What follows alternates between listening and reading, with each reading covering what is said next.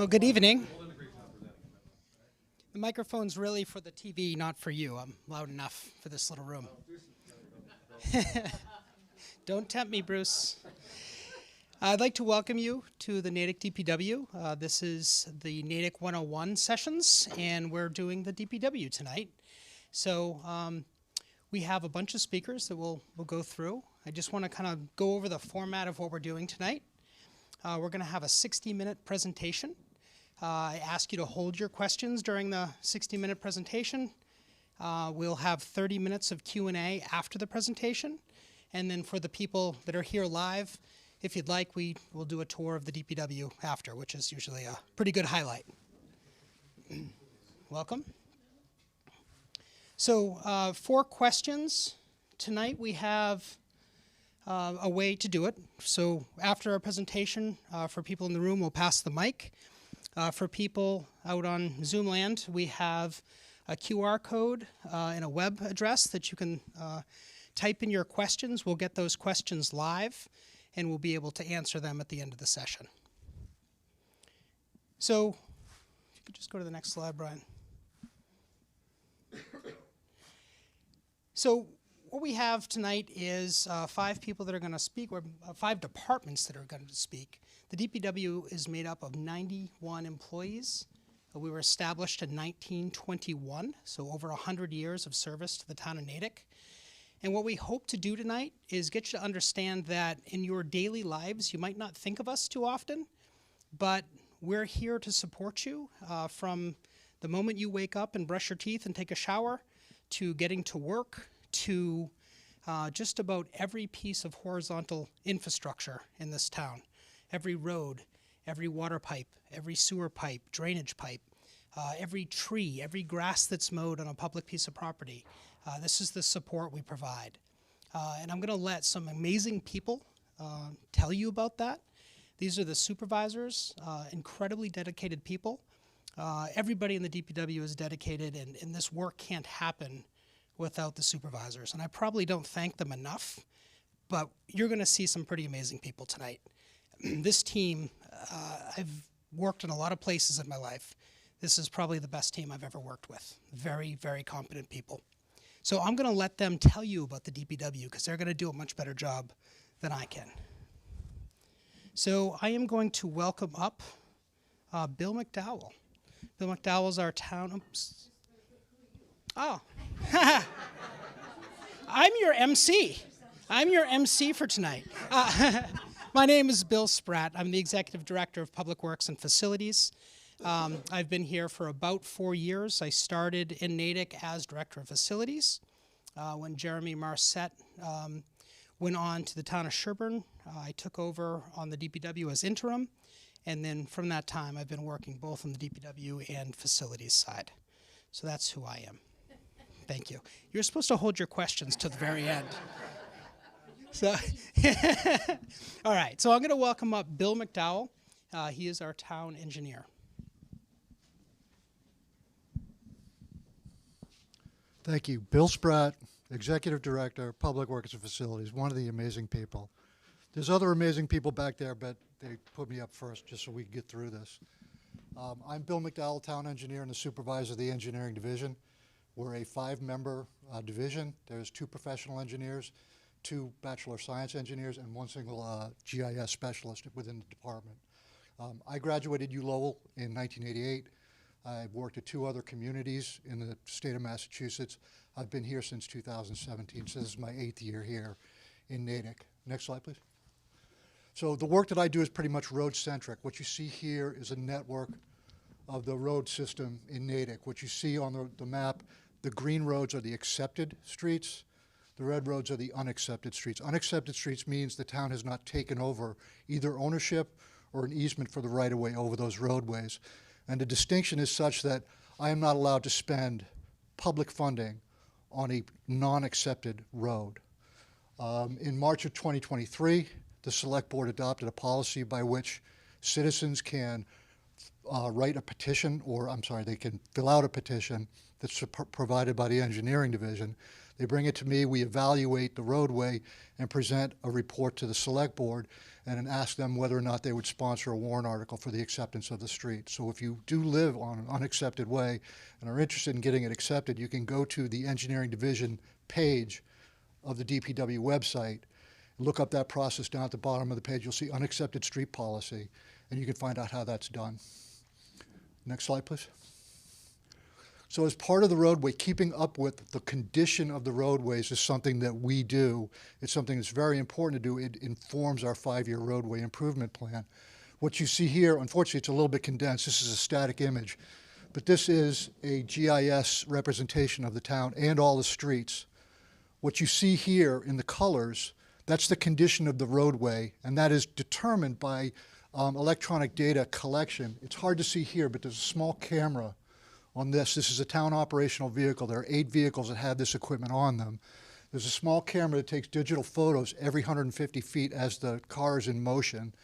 And there's a vibrometer, a device that measures the vibrations, as the car is going over the roadway. So between these two informations, these are also tied into the town's GIS system, so this knows where it is at all times. That data is uploaded each night when the car is parked and goes up to the cloud. This is basically a representation of the data that we have. What you see in the greens and the dark greens are the roads that are in A and B condition. So they're between 90 to 100% of perfect condition, or between 80 and 90%. So what you see is you're seeing that our roads are in relatively good shape. The roads that you see in orange, yellow, and red are in declining conditions. So this area here, this is an area that we're going to be concentrating on this year as part of the roadway pavement program. We're doing the southern portion of this. The gas company is going to be in the northern portion of this during this summer, and then next year we'll finish up that neighborhood. But this information, this is updated basically real time, and it's much more informative than getting a single report or a static report every single year or every 2 or 3 years, which is what we did in the past. So the addition of GIS and the addition of this data collection has really helped and facilitated my work here in the town. Next slide, please. So as part of the roadway improvement program, we work on roadway surfaces. You can see this surface here patched up. It's in tough shape. But we also work on the sidewalk access, and you can see this area here. This area on the sidewalk actually should probably have stairs, that it's so steep. What we did was we continued the sidewalk out and around in the less steep portion of the roadway. These bushes here are these bushes here, so we brought that sidewalk out. We're able to lose the steepness of the roadway, and we're able to put in an ADA accessible, an ADA compliant ramp. So in addition to the work that we do on the roadway surface, which makes your car feel better, we're also providing universal access for the pedestrians, and we also improve the surfaces for bicycles as well. Next slide, please. This is just an example just of the surface of the road. There's no sidewalks involved in this area, but this is a road that was paved 3 years ago. And you can still see it, the condition that it's in. This picture was taken 3 years after that road work was done, and that improvement, it lasts. The pavement improvement that we do lasts for up to 8 years. Next slide, please. We also have in the engineering division the ability to perform survey, just as a land surveyor would be able to do. We're not able to determine property line. However, we are able to get existing condition surveys work, and we can turn that work into design work that we use for capital projects. This is actually a segment of Elliott Street in front of the Bacon Free Library, and if you've been on that crosswalk, you may be familiar with the fact that you're kind of standing behind parked cars as you're waiting to cross the street. We're going to extend the sidewalk out with bump outs similar to what they have at Town Hall, make the crossing distance a little bit shorter, and also put in RRFBs, that's rectangular rapid flashing beacons similar to what they have at Town Hall, will be on either side to just augment pedestrian safety. So by doing this work, we save thousands of dollars in survey and engineering design work as well. We do some of the simpler projects. The larger projects such as the South Main Street or North Main Street, that goes out to consultants. In addition to the work that we do in the roadways, we are also responsible for construction inspection in town. And anytime there's work that's done on town infrastructure, such as a water main, sewer main, or the drain pipes, we're there inspecting it to make sure that the pipe that they use is up to our specs, to make sure that the backfill is put in the way we want that done, to make sure that the pavement thickness is correct. What you see here is they're putting a water gate on, and a water service. This is actually just at the end of West Street on South Main Street, where there's going to be a development proposed for behind the Patriot property there. They were putting a service in before we finished and paved the surface of South Main Street so that they wouldn't be digging in it after the finished pavement was down. They're digging in a trench box. We make sure that the contractors that are working in the road are following OSHA safety rules and regulations. And again, we do water work. This is actually a water main that was installed off a roadway. This is for the beginning of a roadway in a subdivision off of Magnolia Drive. So this is what it looks like when you're installing a water main in raw land. This is what it looks like when you're installing a water main, on an existing water main in a street. Next slide, please. We also perform construction inspection on sewer installations. This is a 6-inch sewer service from a house to the sewer. And again, what we're looking for here is making sure that the materials are correct, making sure it's done in a workmanlike manner. The fittings are the ones that we want to have, and mostly make sure that the backfill and the trench patching that they do is up to our specifications. That keeps our roadways, in better shape for longer. Next slide, please. Something else that we are responsible for, the EPA, the Environmental Protection Agency, promulgated rules for the Clean Water Act. They cleaned up, water treatment or wastewater treatment plants. They cleaned up a lot of polluters that were dumping water, their pollutants directly into the waters of the U.S. After they'd done that, and after Lake Erie stopped catching fire, they were able to look at the next biggest polluter, which is basically street drainage systems. So we're in charge of the compliance with the NIPDES, the National Pollutant Discharge Elimination System. We're responsible for complying with those EPA regulations. I want to make sure that you know that this is not a drain in Natick and that this never happened here. However, this kind of gives you an example of what can be in the system and what just the water falling from the sky into our drain system can do. That water was blocked behind that trash, and there was enough water pressure behind that. This is like a 48-inch diameter pipe. They pushed that pipe right off this area, and all this area that you see behind here was carved out by the water, during a particularly intense storm. So there's a reason why we do this work, is to keep from having to fix something like that. But you can also see what can be gathered up in the drains of what it is that we're eliminating from getting into the waters of the U.S., including Lake Cochituate and including the Charles River. Natick is actually responsible for removing phosphorus in the waste stream, the water stream from the drainage water. We're also responsible for lowering the bacterial count in Lake Cochituate, which each year tends to be a problem when they have to close the beaches. So that's work that we're doing with our drain system. It's not exactly the cleanest system in the world, and not like we have treatment facilities on this, so this is a challenge. But this is something that we're responsible for, and this is going to be a renewed permit, basically ad infinitum, for as long as there's an EPA. Next slide, please. We're also responsible for construction markout.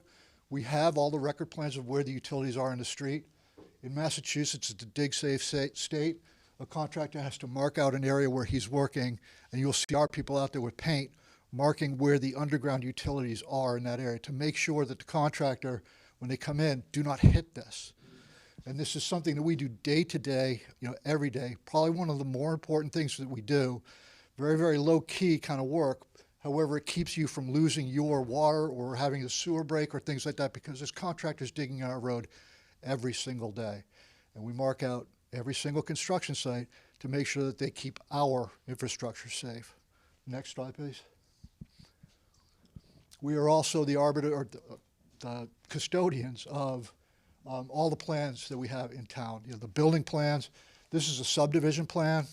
Next slide. This is a sewer as-built. This is how we know where these utilities are in the roadway. This is just an interesting thing. This is the Washington Ave Bridge over the tracks. This is the level of the tracks. The sewer actually goes underneath the tracks at that point. So our sewers in town, some places, are dinosaur deep.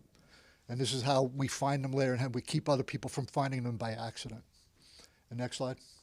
We also keep information regarding the individual home connections, the water and sewer connections. These are tie cards, so that if you were ever looking for where your water service shutoff was, out in the sidewalk or out in the front yard, we have that information. We have that information on about 85% of the houses in Natick. Some of the older homes, we don't have this information on. They didn't pull ties to it.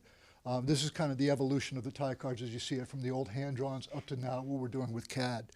But just, this is the information that we have on file so that we can find these things out and we can give information to the water and the sewer division to find those things.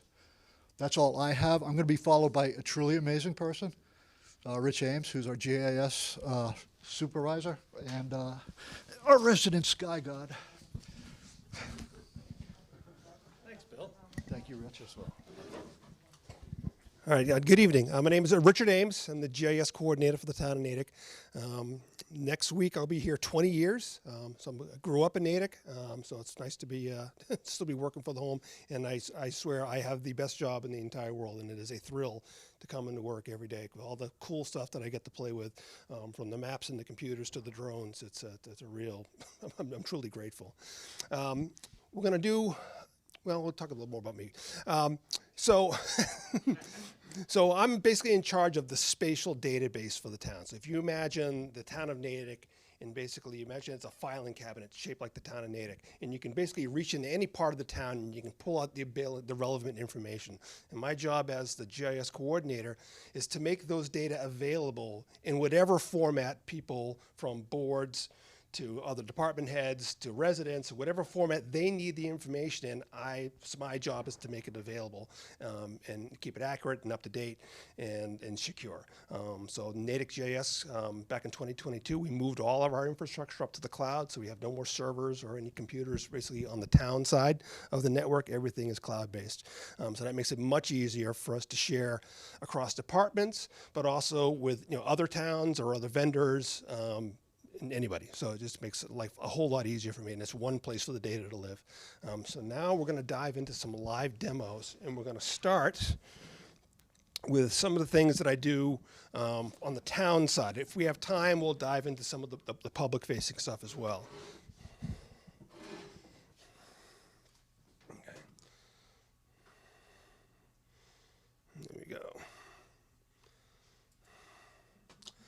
So, all right, phew, so far so good. All right, so this is our Natick Cloud portal. So this is actually public facing, this section you're seeing here. And there's some basic tools here that actually need a lot of work, but they're there. But if you have so I can create user accounts. So basically anyone on the town side, you can log in and you have access to much more robust tools, have much more information about the town. And we do this work with police and fire, and they have their own accounts set up so they can get information for their hazmat planning. And we do a huge thing for the marathon every year. And again, and that's all locked down behind a firewall. But we will start with this one here, our mobile mapper. This is probably our most popular tool.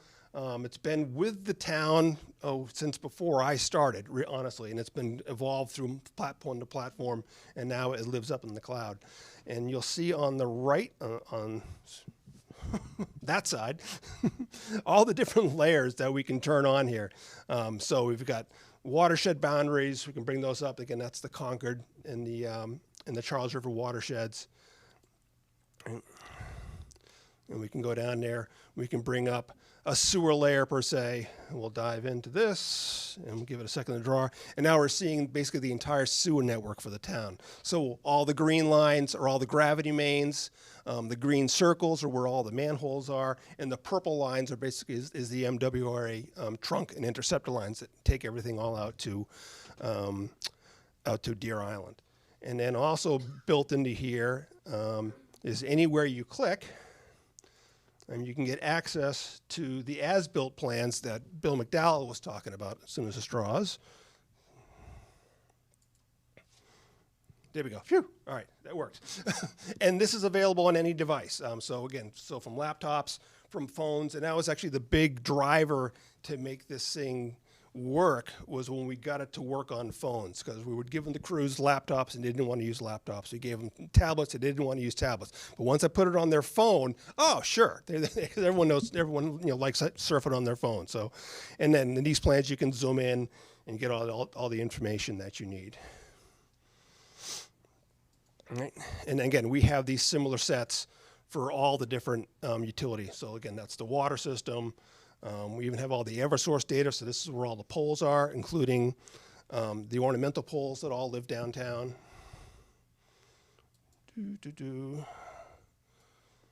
We also have, let's see. Bring in, here we go.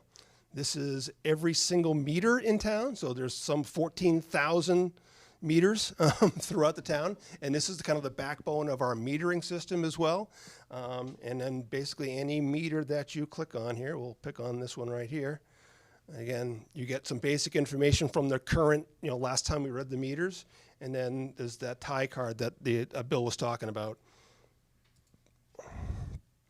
that can pop up. And again, that's accessible anywhere in the field. So this, again, very popular tool. And we've carried this forward year after year. And this data is, again, since it's on the cloud, it updates anytime I make a change in the system, it updates here automatically. And there's several different data sets that I can pull into this thing. Like whenever the meter information changes on a monthly basis, I can pull all that information into the system.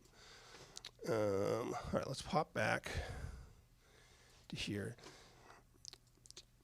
And these other tools basically do the same thing, and the key is when we talked in the beginning about presenting the data in a way that the people are able to use it. So you don't want to jam them with too much information. The mobile mapper is very busy because the engineers, they want everything because they're engineers.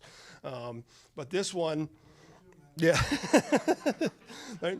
This one here I call it, so Judy Jones is our tip of the spear on the water side. So she's the one that deals with all the water calls. So the only thing this does is just meters. So it's just a very simple interface, and all it has is the meter information and the latest read. So the nice thing about the web cloud format is, again, you can tailor it to the person that's using it. Like the fire department stuff, it's just hydrants, right? They don't care about anything else. And like I said, we also have the roadway improvement plan information. Again, we can post all that up and see if this even works. I haven't used this one in a while. And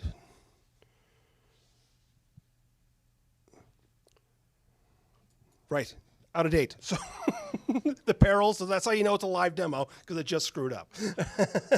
Didn't fake any of this. All right. And like I said, and these things you can be configured, and we can add more as time goes on. How am I on time? Okay, all right. So wrap. Okay. All right. So. Oh, sure. There we go. Let me pop out real quick, and we'll show this. So I'm also charged with the drone program. We started that back in 2016. Originally, it was just for doing inspections of the 2 water reservoirs in town. So instead of putting a person up on a ladder, I fly it with a drone and take pictures of the hatch and the vents and make sure that they're all secure. Since then, it's grown into we fly when new houses come in, new subdivisions, any kind of road project. We'll fly the trench with the drone, and so we'll have a map of where the pipe was when it's put in the ground. And then years later, when we get the as-built from engineering, we can compare that it's actually, in the right spot. But our new drone is a thermal drone, and so this is last February. This is over in East Natick, so you can see the van, and that's me, and that's a little helicopter pad, and this is the roadway here. And what we're going to see here as we fly, you're going to see this kind of green plume here. And so the air temperature on this day, it's February, so it's about 15 degrees outside, very cold. But the water coming out of a broken water main is about 55 degrees. So it's actually warming the pavement around it. And so right there was a water main break. Now, we knew there was a water main break there, so that's how I knew when to fly. But the thought is, could we be proactive about this and fly neighborhoods that we know have issues or have a leak detection problem or something like that? We could fly it with a drone and maybe kind of get a better idea of where the leaks may or may not be. But there's a water main that runs right through there, which is pretty cool. All right. So again, I get to play with all the cool stuff, and that's why I have the best job in the world. So, all right, let me get back to the slideshow. Boom. And now I'm handing it off to Ken Fisher, the finest equipment maintenance division supervisor in all the land. Thank you. Good evening, everybody, and welcome tonight. So I will like to say Rich thinks he gets to play with all the cool toys. I get to play with all the cool equipment, all right? And I get to oversee its maintenance. So once again, my name's Ken Fisher. I'm the Equipment Maintenance Division Supervisor also lovingly referred to as the fleet supervisor. A little bit background about myself. I started here in 2008. Prior to that, I went to Keefe Tech, took automotive. Then I spent a year in Wyoming in automotive college, specialized and graduated as an automotive specialist, and then thus began my journey. Once again, started here in 08, mechanic welder on the floor, moved up the ranks through general foreman, and in 2016 became the fleet supervisor. Since then, continued working on ASE and EVT certifications. One that I take great pride in is I am one of only 296 level 2 EVT certified managers in the country. So thank you. Once again, that has a huge positive impact for understanding the fire fleet and all the safety and intricacies that go with it. But enough about myself. I will say the biggest pride I have is overseeing, there's 9 employees in the department, 1 being myself, and then general foreman, working foreman, 2 lead techs, and mechanic welders. It is the most amazing team of dedicated people, and I take great pride working with them every day. The lead techs, kind of a unique situation. We oversee 1 satellite garage. That is going to be the police garage directly downtown. That gentleman does report to us. He's part of our team, and comes in every morning, gets his morning assignment, and goes out and directly oversees that fleet and its operations. So quick summary, we oversee 251 registered vehicles and 439 pieces of equipment in total. All right, that is a monstrous task for 8 people, but we make it happen. We oversee everything from a weed whacker / chainsaw up to the most expensive piece of equipment, usually being the ladder truck for the town, and overseeing all of its maintenance. In the past year, we really started focusing on becoming a computerized preventative maintenance department. So in future slides, I'll actually be able to show you the graphs and stuff we're able to pull and see and understand where we're spending our money, how it's being spent, and really good feedback to focus and help guide future years. Next is vehicle procurement to vehicle surplus. Industry term is going to be cradle to grave. All right, day 1 comes in, complete check-in process, making sure that that vehicle is up to our bid spec, our standards, and checking it in. All right, adding computerized components like GPS, like Fuel Master, which allows us to access the fuel depot. All right, and then we maintain the vehicle throughout its life here, and then at the end, we decommission it and post it on sale through public surplus. All town equipment goes through public surplus. Therefore, we can set the reserves and make sure that we are getting the best money back for the town on their equipment. All right. In addition, I oversee the accident claims. Nobody likes them to happen, but we are on the road 24/7, 365. That is actually, if you really think about it, put in perspective how often you drive your vehicle, and then put it in our fleet. And when I say 24/7, 365, some of these vehicles may never shut off in their life outside of the oil change. All right. So I oversee the town's fuel depot and the GPS. All right, next slide. So once again, these are some graphs that are going to help understand and shape the future. From the computer software that we now have, we're able to see work orders by categories, corrective maintenance, preventative maintenance, upfit, installs. Obviously, ideally, you always want to live in a world of preventative maintenance, but let's be honest, corrective maintenance, it happens, gotta, maintain it.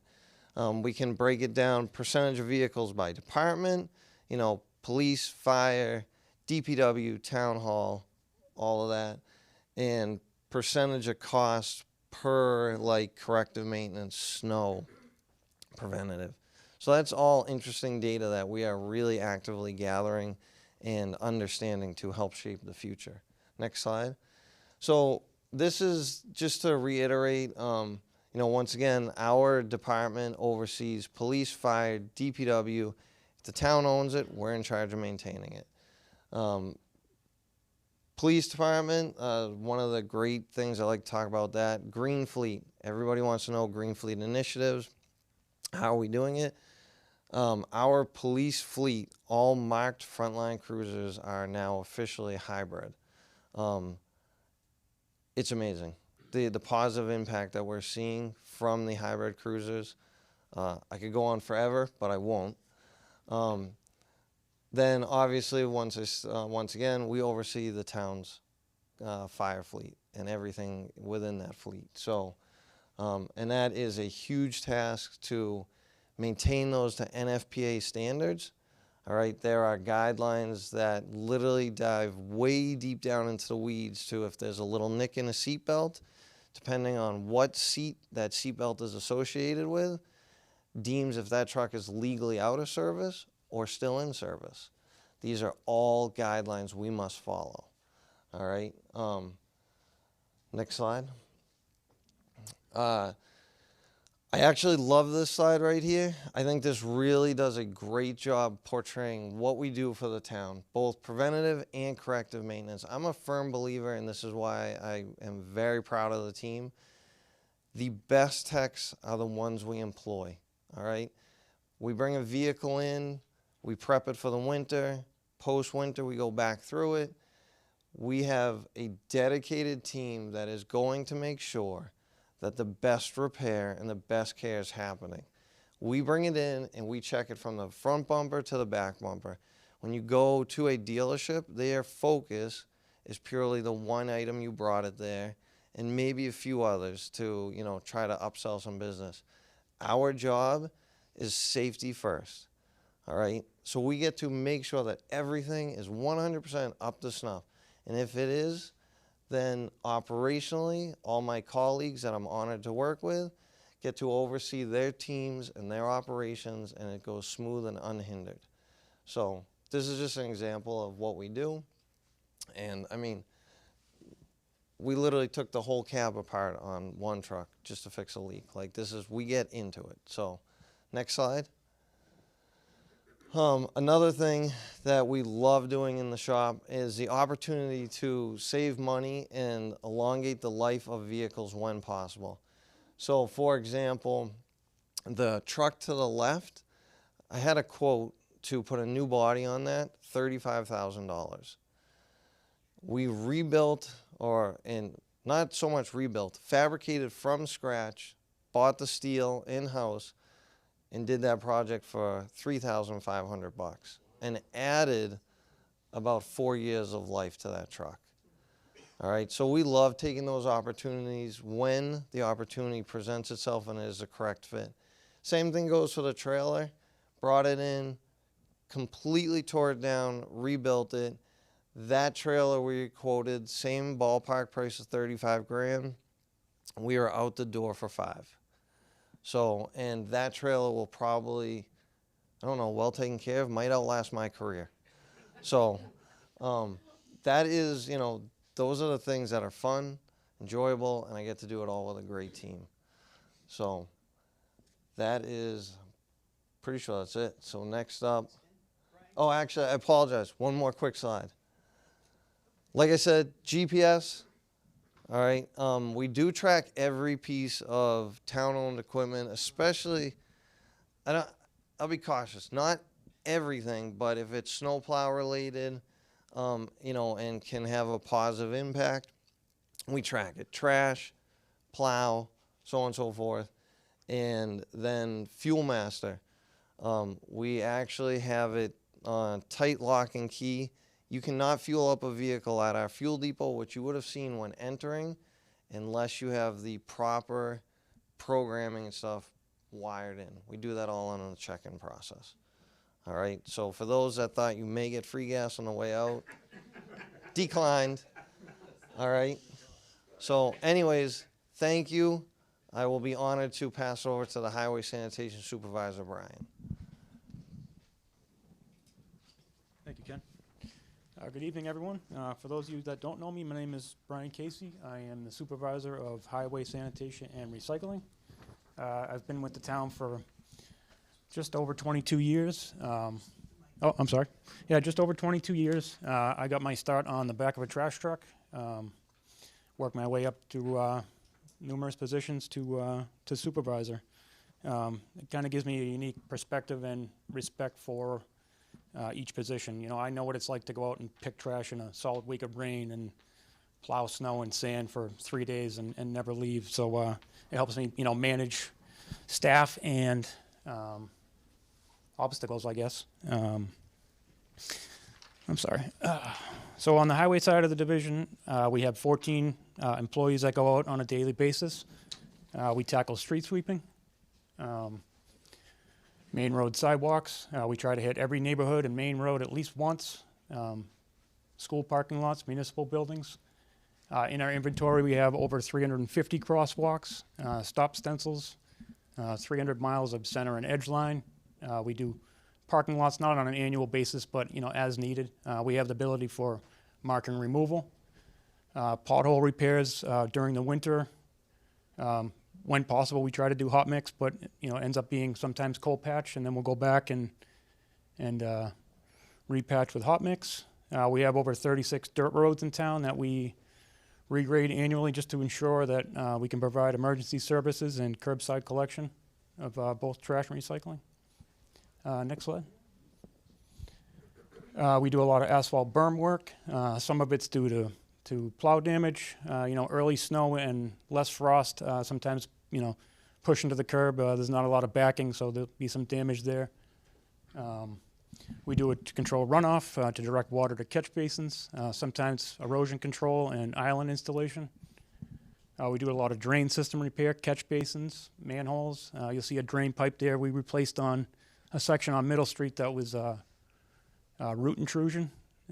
We rely on the water department to give us a hand with camera inspection.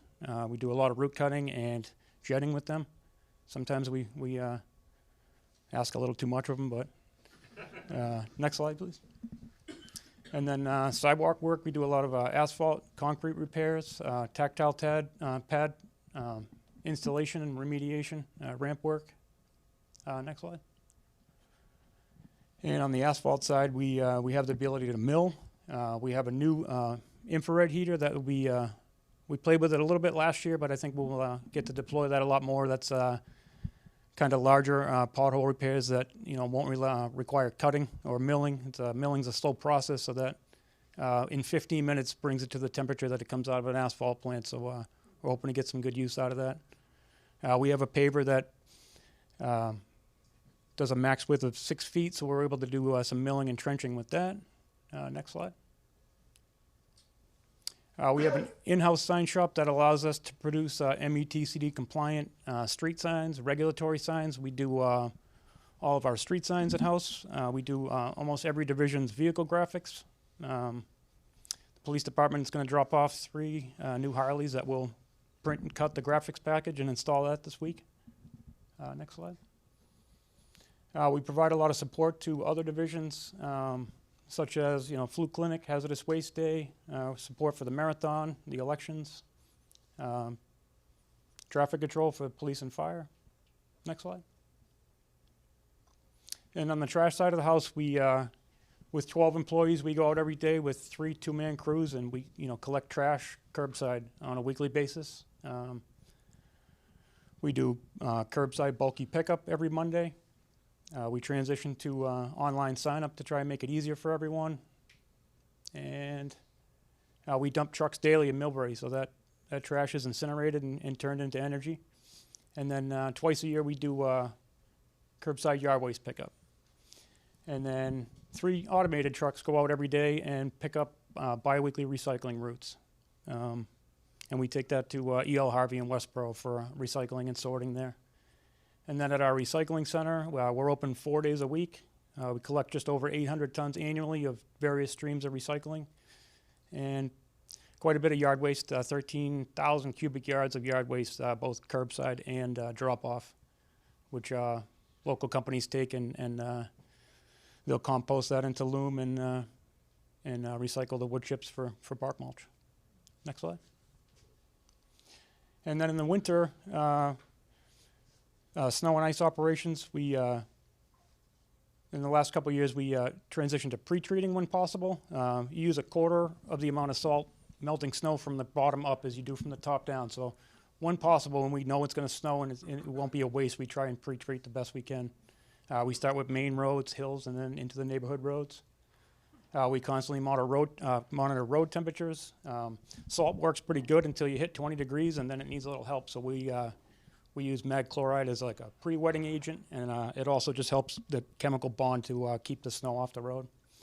And then once we approach a depth of 2 inches, we transition to snow plowing operations. Next slide. So snow plowing operations, we bring all of the other divisions in. We have over 66 pieces of town-owned operated equipment that we plow with, and then we bring in our hired contractors with over 20 pieces of equipment.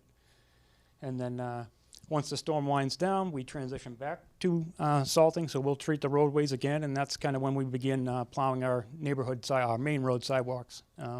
We have over 40 miles of town, so that takes us some time to get through. That's it. Thank you.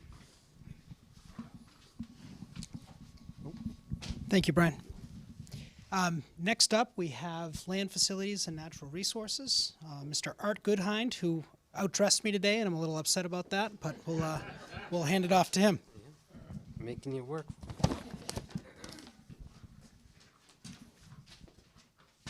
Excellent. All right.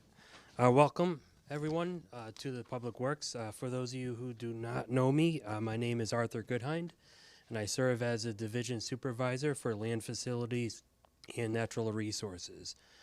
So essentially, our division manages and cares for almost everything outside that you see that's related to a park or athletic fields or trees in some way. We have 57 sites that we care for. Excuse me, and that's going to be a mix of parks, schools, athletic fields, and building landscapes. Out of that, that's about 212 acres. 165 of those acres are active sites. So that's going to be a site that has like some sort of athletic component to it. The other 46 acres are what we call passive use. So that's going to be something like your town common or John Jay Lane Park on Speen Street is a good example.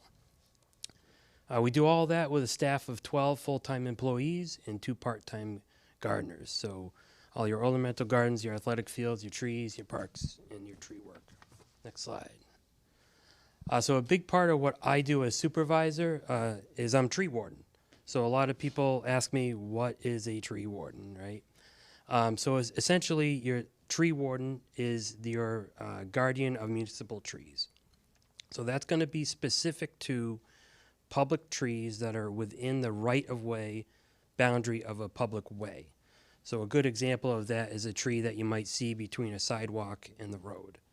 Now, roads without sidewalks still have public trees, but they're just not as easily identifiable. So this law was established back in 1899, so it goes back, it still references horse and buggy and not a motor vehicle. So that's a little challenging, but it mandates that every city and town shall have a tree warden. In 1996, Governor Weld updated the law. He said for towns and cities with a population greater than 10,000, that tree warden shall be appointed by the proper officers, qualified by training and education in arboriculture, and licensed by the Department of Food and Agriculture. Another key part, it's a separate law, but a key part of the tree warden position, as I serve as a local forest superintendent to aid the chief forest superintendent for the state, which is like the DCR commissioner, for the suppression of public nuisance pests. So the most recent example, I'm sure everyone's familiar with the Asian longhorn beetle in Worcester and the surrounding towns.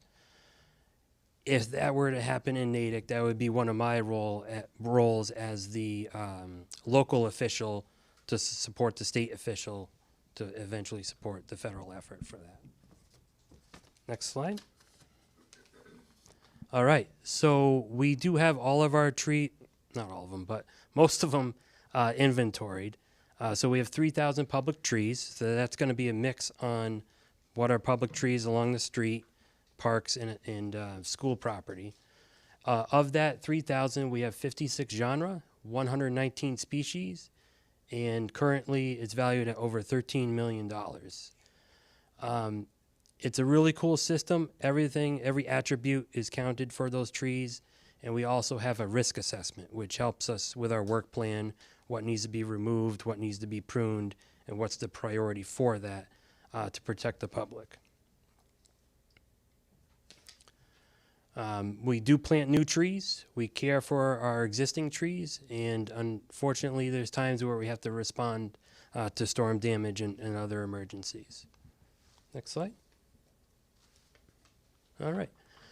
So another big piece of what we do is we care for all of the athletic fields that are publicly owned in town. So that's 165 acres, like I mentioned before, of active space. That's 45 acres of that is specifically athletic fields, so the marked athletic fields. 20 of those 45 acres we manage at our highest level, and that would include 12 baseball fields, so that's going to be like the clay skin of the baseball field, 7 softball fields. And in that area, we also support 11 high school sport groups. So that 11 seems small, but if you think of, say, girls soccer, that's a varsity team, a JV team, and then sometimes a freshman team, times every other sport, that's a lot of wear on the fields. We support a mix of 7 youth and adult leagues, so that would be your Natick soccer, youth soccer club, Natick youth lacrosse, men's softball, women's softball. We support phys ed class when they ask for a few things, and we also support the recreation department groups. And this photo is a really good example. Across the street, you can see the Mahan baseball field. Looks really nice. We're actually able to control the hours of use on that field. The other fields, not so much. The 2 soccer fields, you can see the goal mouth wear. And our challenge is, we're operating at maybe 3 times the level of hours we should have on our fields, just because that's the space that we have. Next slide. All right. So I'd like to wrap it up. Not only are we the environmental stewards, but we're also human stewards. And we play an important role in managing the outdoor public space, and we appreciate the trust that you folks have in that. But we really do bring joy, whether it's the holiday lights, the opportunity to have a farmer's market or a Natick Days event on the Common, the time that, maybe someone sees their child score a goal at, youth soccer, or the senior that's, having that last football game as a senior, and that's the last time they're going to see their friends before they go off to college. We really understand and appreciate the role that we play in helping that happen and improving everyone's quality of life in town, not only for residents, but also for visitors. So thank you for your trust with that. Oh, and now I introduce Tony Camo and his team. So I grew up like in the Quabbin Reservoir, so I know a lot about water and all those type of things, but never seen a more dedicated team for producing, making sure the water is safe. So good job, Tony. Thank you. Last but not least, Water and Sewer Division. So like Art said, Tony Camo, supervisor of the Water and Sewer Division. 32 years in public works, 27 with Natick. Just to sentiment Art's remarks. It takes the whole group here. You've seen individual speakers, but it really takes all of us to coordinate and work together to get all this stuff done. So we're not on silos. So the Water Sewer Division has 6 major components. There's water distribution, water treatment, sewer collection and pumping, compliance, backflow, meters, backflow and data, and capital projects. The Water Division has 30 dedicated staff. It's those men and women that really get the work done. They're the one in the trenches, literally, fixing our water mains, making sure everybody's supplied with water and taking their sewer. We're on call 24/7, 365 to keep everything flowing. One thing different about the Water and Sewer Division is we work under an enterprise fund, which means all the operations of the water and sewer is run by the water and sewer rates, not tax levy. So on this slide, the pie charts kind of break it up. On the overall fund, the 40% of the budget goes to sewer, 20% goes to water, 20% goes to debt, and 20% goes to indirect costs. And the main driver of the water budget is salaries, and the largest pie in the sewer budget is the MWRA sewer assessment that we have to pay. Next slide, please. So the sewer division, we have over 150 miles of sewer, 35 sewer pump stations. The division, as a division, we maintain all the sewer mains and we inspect the sewer pump stations daily. One of the challenges with the sewer pump stations, and I'd like to use this as a public service announcement because I have the floor, is flushable wipes. They sell flushable wipes as flushable. A lot of the times those get clogged in our sewers, and it's a lot of time and energy to remove those from the sewer. All our sewer, we just collect and pump the sewer in Natick. We don't treat any of the sewer. So our sewer does get pumped over to Deer Island, the picture on the lower right, to get treated. And you can see that graph there is our sewer assessment. Like I just said, it's the biggest chunk of the sewer budget, and that rises over time. And there's just some pictures of our sewer pump station in the center, and the left is just a sewer main repair. Next slide, please. Another big part of our operation is water and sewer capital. We go to town meeting, ask for capital funds every year. Those funds repair water mains or replace water mains. We also repair sewer mains. We do have a 20-year improvement plan for our water. We're on year 5 right now. We also have a 20-year improvement plan for sewer, which we're starting to implement. In the last few years ago, we did a 55-year plan for water source. So we're thinking far into the future to stay hopefully ahead of the game and not trying to play catch up. Just so some of these pictures here are our capital projects. We're fixing a water main. We're starting a meter replacement program, so all the water meters in town need to be replaced.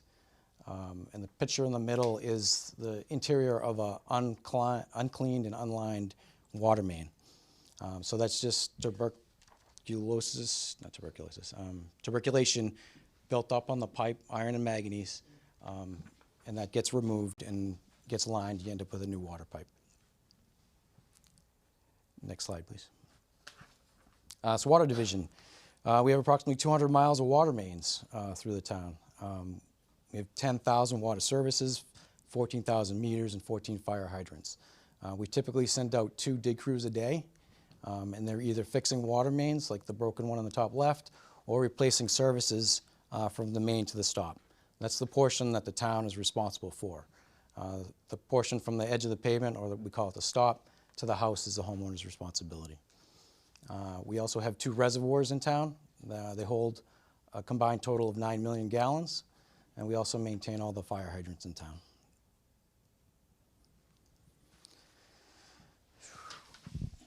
Next part is water treatment. So we have 4 water treatment plants that supply water to the town. 3 of them are in Natick, 1 is in Dover. The main one is our Springvale water treatment plant off of Route 9. We average 3 million gallons a day. In the summer months, we'll peak out at 5.5 to 6 million gallons a day. Annually, we pump on average 1.2 billion gallons. So that's the graph on the left. That's 20 years worth of pumping. You can see it's pretty consistent, even with all the development. So the treatment plant, we remove iron and manganese. So some of the pictures on the top right are our vessels that remove iron and manganese. Our newest vessels, a little bit to the left, is to remove PFAS. And we also remove VOCs. We add chlorine as a disinfectant. We also add fluoride for oral health. And we add phosphate for corrosion control, for lead and copper control. We also add potassium hydroxide as a pH balance to make the water less corrosive. So that's a real quick overview of the Water and Sewer Division. I'm going to bring up the Regulatory Compliance Coordinator, Casey, and she's going to talk a little bit on compliance.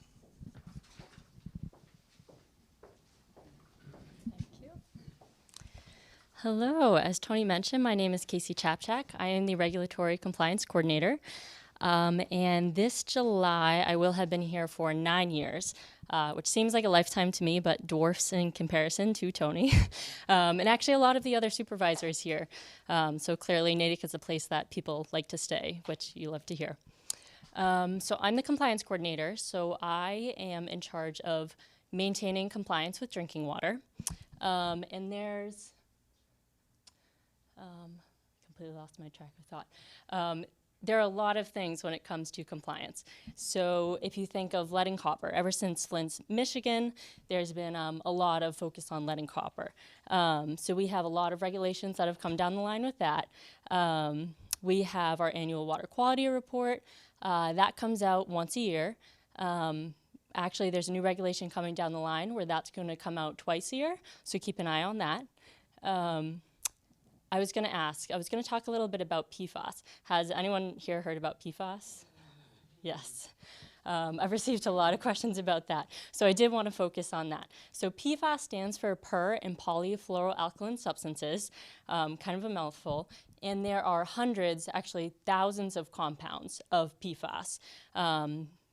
In late 2020, October of 2020, is when Mass DEP decided to regulate PFAS.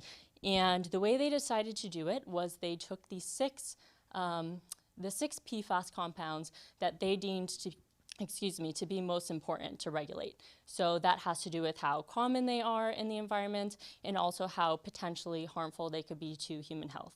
So you might have heard of PFOS, PFNA. There are 6 different ones. They all have incredibly long names, and I'm not going to pretend to remember how to say them all. So in 2020 is when that regulation came out, and every public water system had to test for PFAS. Now, we had actually tested for PFAS in 2013, and when we tested it at the time, we got not detected for PFAS. And so when it came time for 2020, we said, oh, we'll be good. We don't have PFAS. Unfortunately, as you may have heard, we do have PFAS. When we tested it, as I mentioned, Massachusetts regulates 6 different PFAS compounds. Now, the way that they do that is you test for all the PFAS compounds, and you add up those 6, and that number cannot exceed 20. Now, what we found when we tested at our main treatment plant in Springvale was that we did actually have numbers around 20 parts per trillion. We had a couple at 18, a couple at 21. So unfortunately, we realized that was going to be a problem that we had to deal with. And I should mention, when we're talking about 20 parts per trillion is unimaginably small. And one analogy that I found is that if you go around the world 600 times, I did verify this fact, if you go around the world 600 times, 1 inch is 1 part per trillion. So it's unimaginably small. And that's how we realized in 2013 when we tested and we got not detected, it was because of the technology at the time. So as the years go by, technology improves. We can test to smaller and smaller levels. So I think we were even testing, we're in parts per trillion now, then there's parts per billion, and then there's parts per million. So it's incredibly small. So since then, since we discovered we did have PFAS right above the level at our Springvale main treatment plant, we immediately took action and we installed treatment for PFAS, which Tony actually talked about. Up here in the top left, you can see those are GAC filters, granular activated carbon filters. And we first built them on the left here. So Springvale, our main treatment plant, is actually technically 2 treatment plants that then combine before going out into the system. So on the left, you have H&T is what we call that one, and then on the right is Tonka. So we first installed the filters at H&T on the left, and we combined that water with the Tonka water, and we got the numbers below 20. We wanted to get them lower, so we ended up moving forward and installing temporary GAC filters in that white building in the back. So now we have the treatment that is installed in Springvale. Actually, most of our results are at not detect, 4 parts per trillion, that incredibly low number. And And moving forward, we are doing a pilot project right now to figure out, I should mention the ones in the back are temporary right now. We are figuring out, since that is technically a different treatment plant, there are different wells, so different sources. The water quality is slightly different, so there are different ways to treat for PFAS. We are determining if GAC filters will also work best for this treatment plant. There are a couple different types of filters that you could use. Yeah, so over the past, since 2020, how many years is that, about 5, we've spent about $7 million on these treatment plants, all required by Mass DEP.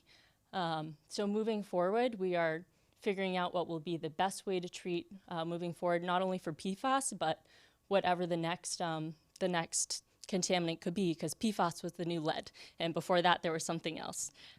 So yeah, moving forward, we are keeping our eyes on the future. And I'll hand it off to Bill. Great. So you can see why I didn't do the talking. We have an unbelievable staff, really smart. We do pretty incredible things. I'm really proud to serve you, the town of Natick. But this team is incredible. And this incredible team is just really the tip of the spear. We have tons of people just as dedicated. Most of them, a lot of them, are residents of Natick, and that's why they work so hard for you. So I've put up here some information for the Public Works Department, whether that's our main website or how to pay bills online. We also have a way that you could report potholes and sign issues on C-Click Fix, waste programs, and well, we have the microphone. We have a new program. We replaced WaterSmart, which wasn't servicing us very well, to My360, which is a way that you can get daily or even hourly water meter data to see how you're using your water and help you manage your water better. As we said, and Jay, I do want, we did 2 minutes over, but Jay was very nervous we were going to do more than 60 minutes. So we're going to head into the question and answer portion. I'll do my best to answer what I can, but I'll probably call the experts. In person, we have a mic that we can pass. We can also look at that data live on Google Chat that Jay is going to monitor, so he can relay those questions to us. So we're going to begin with the questions, and again, after this, we'll do a quick tour. But before we head on to Q&A, I would love to have a nice round of applause for our supervisors.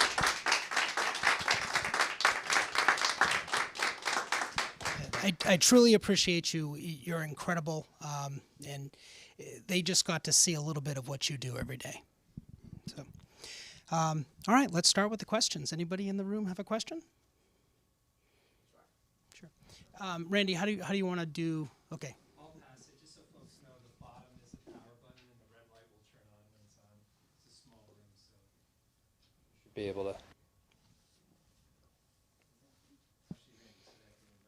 You have to invert it. Turn on. It's good. Hi. I just want to say I agree with all of you that you just said. I think DPW is some of the greatest people, and I'm grateful for all the work that everybody does. I know this is in conjunction with the Board of Health, but you didn't talk about TPW Day, Truck Day, and it is literally one of the best days ever if you have kids, and I wonder if you wanted to mention it to people so they know, because it's so fantastic. So DPW Truck Day, what we've done in the past, and I'll admit I made this decision, which has not been popular. We had this big DPW Day, which took our staff's focus away from the jobs they're doing, and we were showing off all of our equipment. So what we were trying to do instead, so that cost overtime, that was a big cost and draw, but mostly to the people that, like these supervisors here, that are essentially volunteering their time to be here tonight. What we decided to do was take our truck day and put it in other places, like Natick days or like other areas. So we've had mini truck days and more of them. So that's how we've done that. But really, Truck Day, which was, I know that the community had a lot of pride in it. It was a draw and a drain on our staff. And I made that decision. I said, you know what, we're not going to do this, because the staff who works tirelessly when we have snowstorms and those type of things, I felt our time was best served doing the work we do. And how do we take that and put it into things like Natick Days and do it more often? I know the kids love it. We have the little hats and vests, and we'll continue to do those things, but most likely on a smaller scale.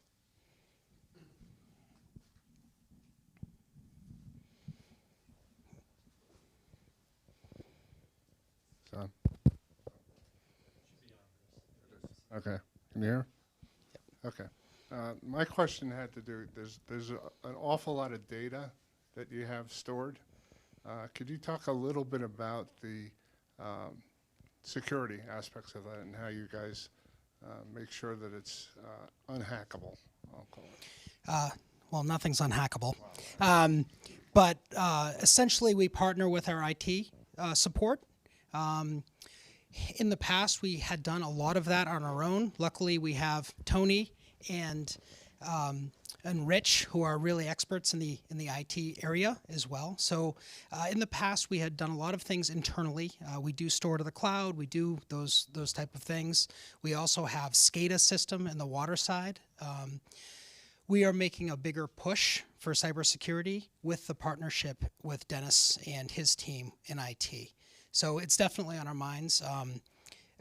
Cyber crimes, bad actors like to get into systems that really are rudimentary. The SCADA system, the valves and pumps and motors, they just turn on and off, and sometimes that can be a pathway for a bad actor. So it's on our mind. We have a lot of work to continue to do, but we've done a lot of work in the past few years. Sorry. Yes, thank you, Bill. A question about maintenance on a turf that wasn't mentioned, synthetic turf, and whether it takes special equipment and whether it takes cleaning and whatnot. I mean, we've got 3 fields, and one's old and one's new, and one's, 2 are new actually. Yeah. So, and their lifespan's roughly 10 years. Wondering what role maintenance has in the care of those fields, what kind of stuff is happening. I know in terms of stormwater, just to add on to this a little bit, like Kennedy has a filtration system. I don't know what it filters out. It comes from the field, but then gets irrigated around. It's a neat complex, which is well highlighted. Anybody who hasn't gone over and read about it should. It's a great looking facility. I don't know what it does, other than irrigate, but it's filtering something. So I'd be curious what. So there's a couple questions in there, and I'll do my best to answer them. So synthetic turf does take maintenance, yes.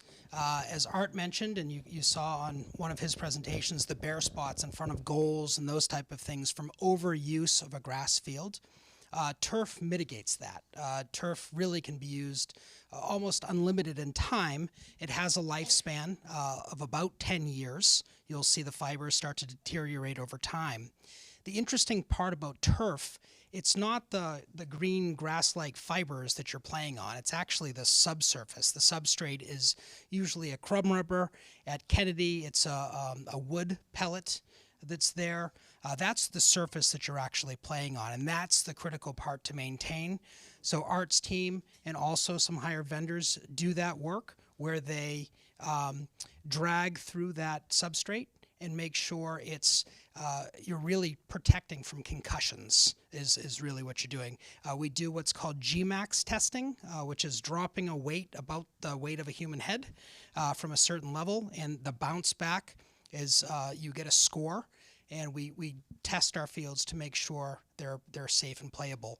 And the way you make them, if the Gmax rating, I forget if it's high or low, is bad. If your Gmax rating is out of spec, you can add infill or drag infill around goals or whatever. It gets kicked out, and we have a drag that puts that into place. We also clean it with a sweeper. But that's the type of maintenance that happens on a turf field. Some people get nervous about bacteria or whatever that can happen on a field. Usually those issues are indoor fields. The sun takes care of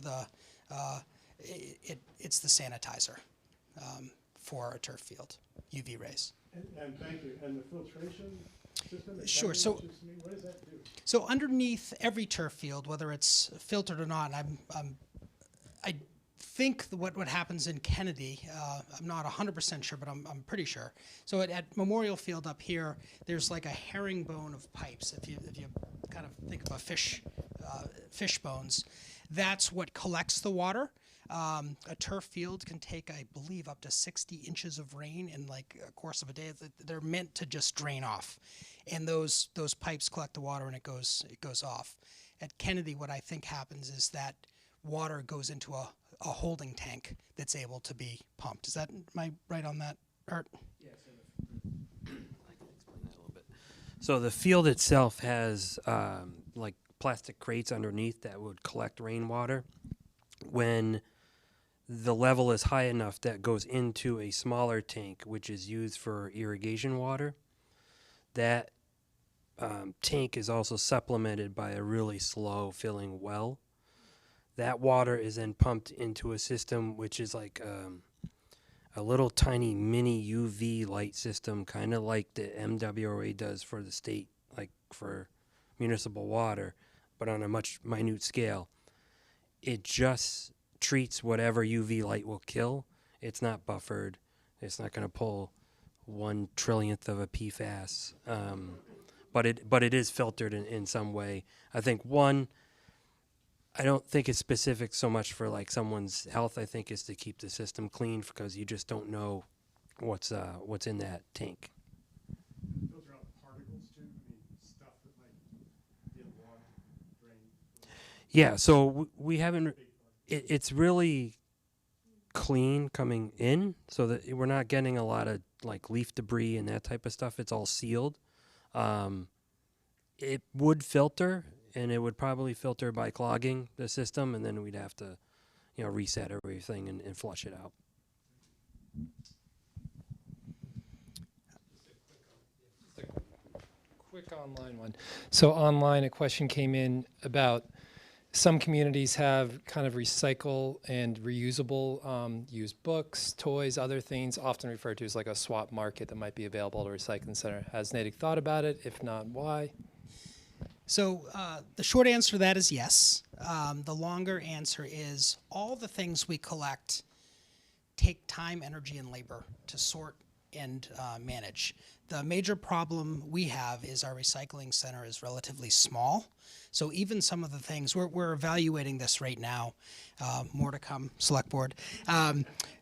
We will have some data, but recycling back, really when it started in the late 80s and 90s, it was a valuable thing to do.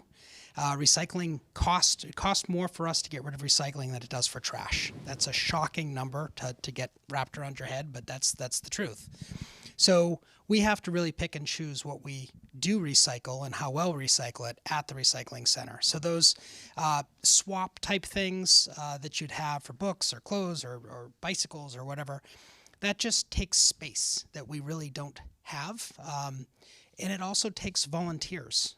We're paying our staff to be at the recycling center. A lot of smaller communities do that completely by a volunteer staff. So that's the main reason we don't have that opportunity. But we are evaluating the recycling center currently, and we hope to have a better service, but also at a better value for the town.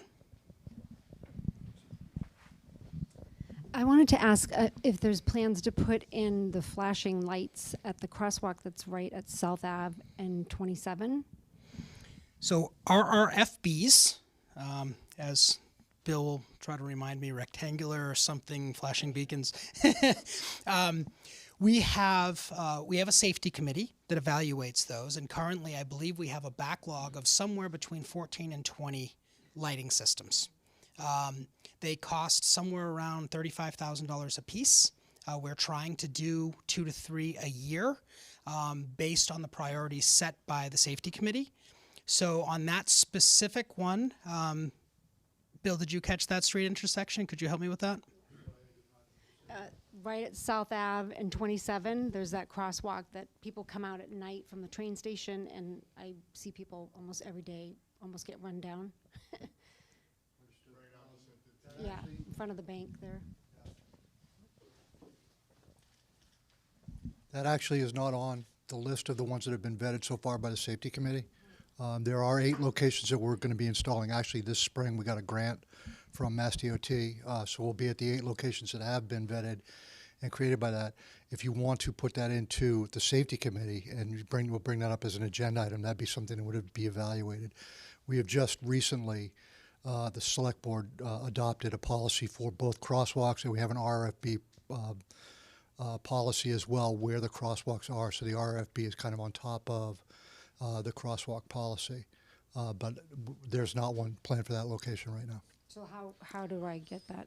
You can get in touch with Mary Lee Watkins at the police department and ask to be put on the agenda for the next safety committee meeting. I know there's a meeting coming up at the end of April. I'm not sure. I don't think the agenda's closed at this point, but I know it's kind of full. I will just add to that answer. Thank you, Bill. The engineering department did an awesome job putting together a policy. So we don't have sidewalks crosswalks 90 feet away from each other. So your traffic will start and stop and start and stop. That actually makes a danger to pedestrians. Then the RFBs really being thoughtful of where we choose to put them. It's unrealistic to say that every crosswalk in Natick is going to have an RFB. So we want to be thoughtful of where our crossings are and direct people to the safest crossing. So I'm Cindy Bates. I live on Lincoln Street. I have 2 questions. One relates to the recycling center, and you mentioned that you have plans for some changes and improvements, and I'm just curious if you could spell those out a little bit. That's the first question. I'll just keep it there for now. No, we don't have very specifics yet. We're just getting into this. We did have a consulting firm look at the layout of our recycling center, and we have some specific actionable items there. We have to really dig deeper on the recycling. It's becoming a significant cost. And in a community where we do curbside recycling, we're going to have to start making some choices, right? So the vision for it, I will lay that out. Maybe that will help.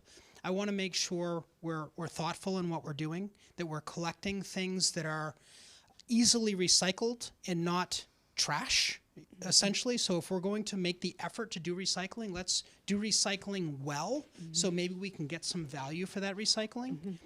We need to make tough decisions coming up. So if we have curbside recycling, who should be using the recycling center? Is it the people that don't get served by our curbside recycling, like anything bigger than a 5-family home where we don't pick up curbside?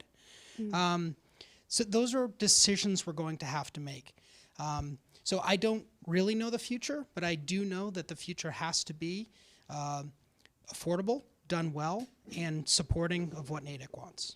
And does that include the website, what you have now, would changes that you make there, would that be reflected? Because right now it's still a little inconsistent, I would say, in some cases. Yes. You might have noticed recently we stopped collecting styrofoam and alkaline batteries. Those are both considered municipal solid waste. In the past, we had a place to bring the styrofoam to actually get it recycled, and now we don't have a place to do that. So, and we can't take those things. So we did update the website for that. But as we make the changes, yes, absolutely. We would like our customers to really go to that website, because that's where we can keep information live. Yeah. And if we're not doing it quickly enough, that's something we got to get better at. Okay. And then my other question relates to the C-click fix function, and I'm just curious from your end how that's working, and if you have a vision for how it might work better for you, or a different system that would be better. So I'm not going to put Brian on the spot, but C-click fix is a benefit and a curse at the same time. C-Click Fix, the one thing, if I could have an improvement that I'd like to make on it, it becomes almost like social media. Someone will say, hey, the stop sign has fallen over. And then someone else will say, yeah, and this one, and this one, and this one. Or it becomes like a complaint venue and have back and forth social interaction on, which isn't necessarily helpful for the executable work of go put up the stop sign. So we've actually implemented last year, we have a web-based work order management solution. Ken had discussed some of that, of how we're actually tracking our work. C-Click Fix has an opportunity to pull information into our work order system, and that's what we use to define our work. We had a compliment last week, and thank you, Brian, and your team, that there was a sign that was down. It was reported to us, and within a few hours, we had somebody out putting the sign up. So we need to know something's broken to be able to fix it. C-Click Fix is an avenue to do that, and it's probably the most widely used way to do it. It's not all that helpful for us because what we need is an executable piece of information to work on. This is broken, this is where, and then we decide how to go fix it. So should I be doing it a different way? I don't have a better different way, so C-Click Fix is your opportunity to put in a work order. Okay, thanks.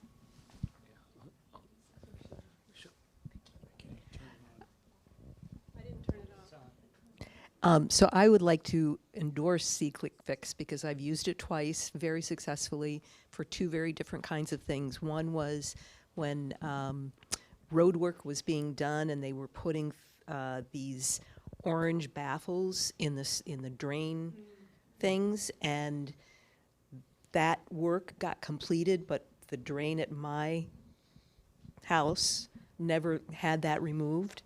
So I sent in a picture and it was addressed. And a completely different thing, I have in the back of my house a conduit that goes from a pond into some underground, it looked like that big, huge 4-foot pipe. And it got really backed up.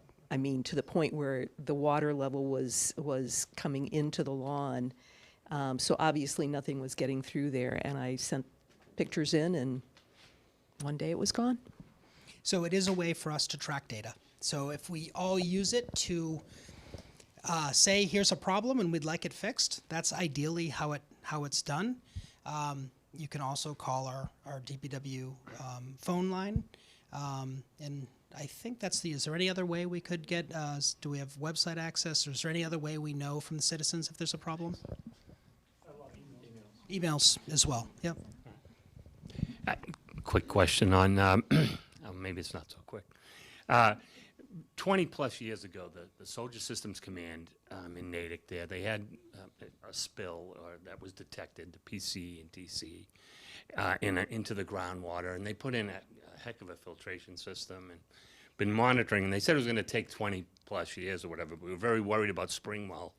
And I was just curious, is that do we feel that's totally behind us now with all the monitoring and filtering they've been doing?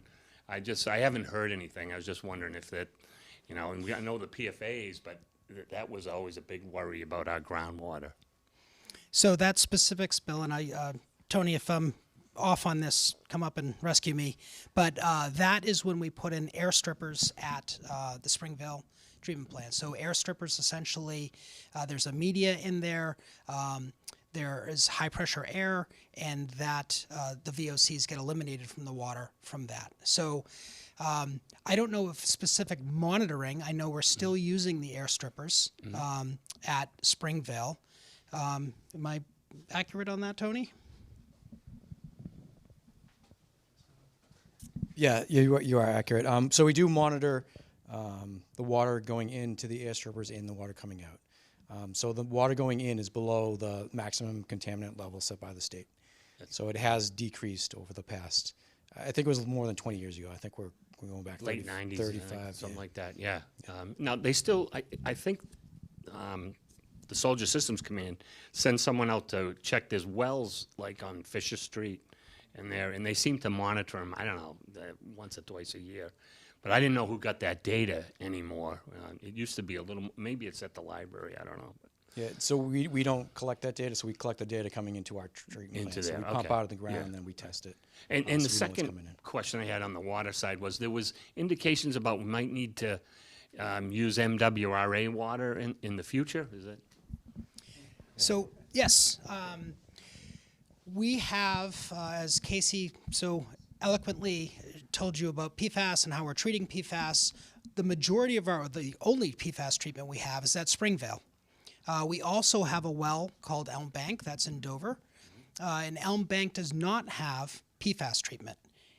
In the past few years, we've been able to run Elm Bank because it's under that 20 limit that Casey was talking about. It runs around between 4 and 10, which is below the limit. However, EPA just set the federal limit at 4 parts per trillion, which the state will likely follow. So we have to be ahead of that. And to be ahead of that, we cannot continue to keep building $7 million treatment plants. We built a $7 million treatment plant at the H&T. We have a $21 million treatment plant that we're currently planning for Tonka, that's both at Springvale. We can't just build multi-million-dollar treatment plants around town. So our 55-year plan, which is pretty incredible that your town is planning 55 years. I will not be alive to see that. So part of our 55-year plan is to supplement our water. Our water is very economical. If you look at other groups that do either MWRA water or supplementing MWRA water or treating it themselves, we are a very economical water department. Part of that would be taking Elm Bank offline. Elm Bank does about 25% of our total water volume. We can only use Elm Bank when the Charles River says we can use Elm Bank. If at different parts of the year, depending on the height of the river, we can either use or not use Elm Bank. So it's not a reliable source of water. What we would plan to do is continue to invest in Springvale. Tony mentioned that our maximum might be 6 million gallons a day in the peak of the summer, but we average about 3 million gallons. We can pump about 5 to 6 million gallons out of Springvale, but when we get to that peak level, we need something to offset it. So that's why we've chosen, town meeting voted, I believe, last year or the year before, to enter an agreement with MWRA.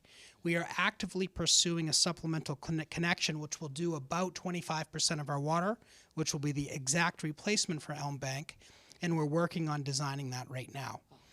In the future, I think it's really important that we get our foot in the door with MWRA because we don't know what the next PFAS is going to be. And parts per quazillion or whatever, microscopic thing that we can't measure, at some point it might not be economical for us to treat our own water.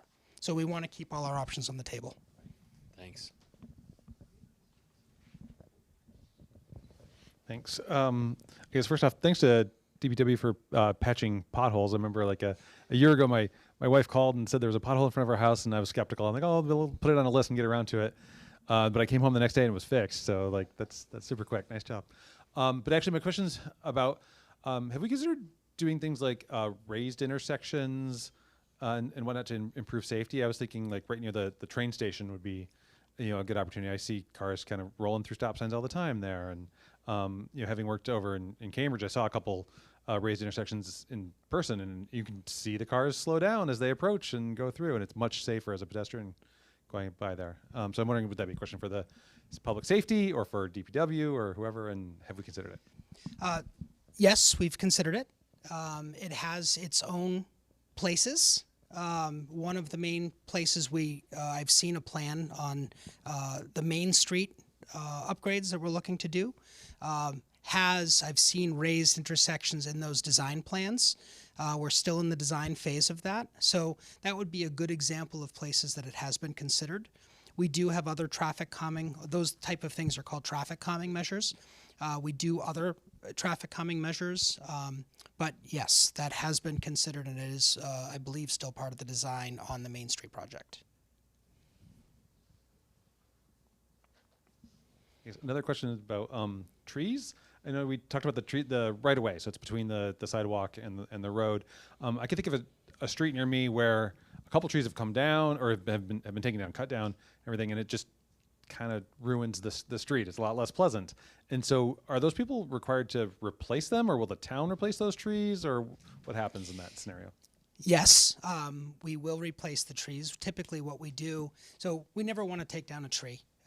Trees get damaged by storms and those type of things, but specifically that in between the roadway, usually they can possibly get damaged during a roadway reconstruction. So when we do full depth reclamation, we're really grinding subsurface, and we could hit the roots of those trees. That's typically when we'll make a recommendation to take a tree out of that right of way. When that happens, we have a public hearing. That the residents or the abutters can come and talk about that tree. Ultimately, after that hearing, the board makes a decision on if that tree can come down.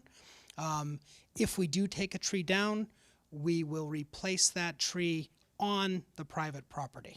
So just it will have the same canopy, same look, but it is off of the right of way. Did I get that, Art? Okay. Around that same concept, the roadway is being replaced or resurfaced in my neighborhood, and I happen to have the curb with about a foot of ungrowable grass? Yes. Is that what you're looking for? Thank you. Yeah. And then the sidewalk. Yes. Can we not do that 1 foot? I am with you 100% because I think that's a terrible. There's got to be a better way to do it. Unfortunately, that is a roadway standard. So it is very hard to maintain. It's in this heat island.